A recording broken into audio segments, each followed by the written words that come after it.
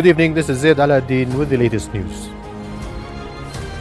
His Majesty King Abdullah receives Christian and Muslim religious figures from Jerusalem and Jordan.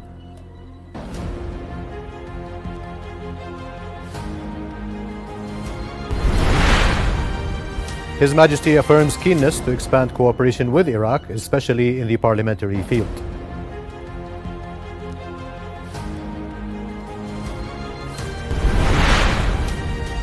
The Prime Minister says the government will not delay the implementation of priority projects for the Zarqa Governorate.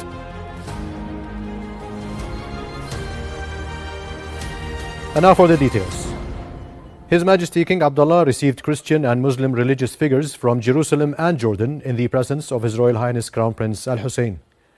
During the meeting at Al-Husseiniya Palace, which was also attended by His Royal Highness Prince Ghazi bin Muhammad, His Majesty's Chief Advisor for Religious and Cultural Affairs and Personal Envoy, His Majesty congratulated the Christians in Jordan, Palestine and around the world on the occasions of Christmas and the New Year.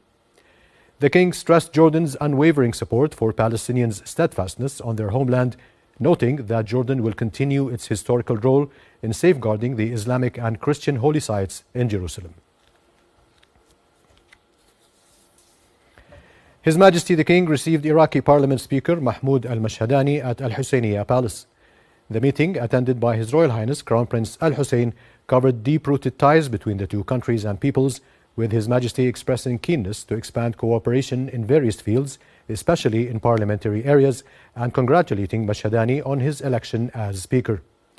Discussions touched on regional developments, especially the situation in Syria and the need to safeguard the country's security and stability, as well as efforts to end the Israeli war on Gaza.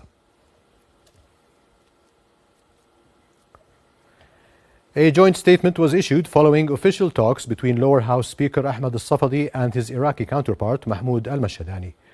The statement stressed the importance of enhancing coordination between Jordan and Iraq to face the challenges posed by regional developments.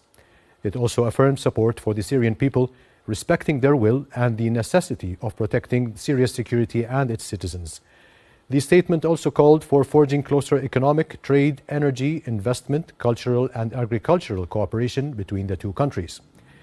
In addition, the statement expressed support for efforts aimed at stopping Israel's brutal war on Gaza and voiced rejection of attempts to displace the Palestinians in Gaza and the West Bank.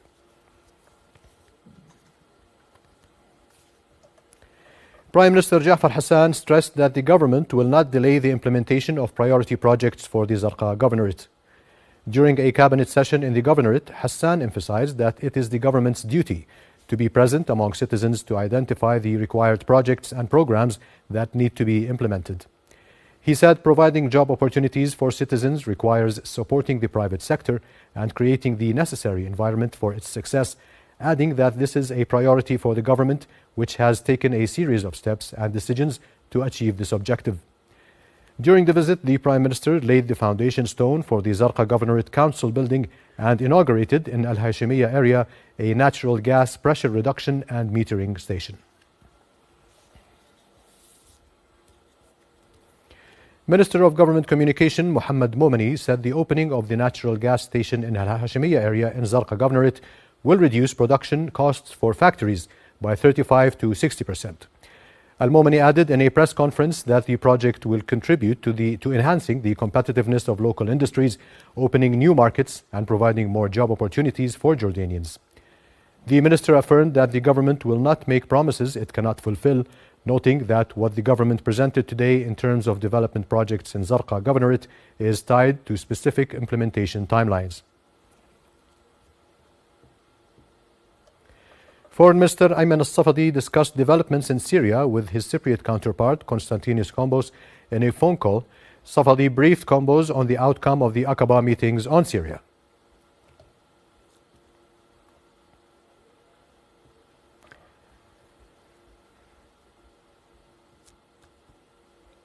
In the Gaza Strip, Israeli occupation forces committed 3 massacres over the past 24 hours, killing at least 31 Palestinians and injuring 79 others.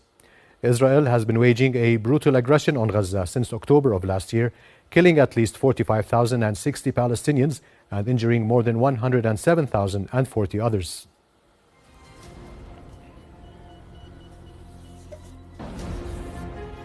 That's it for tonight. Thank you and goodbye.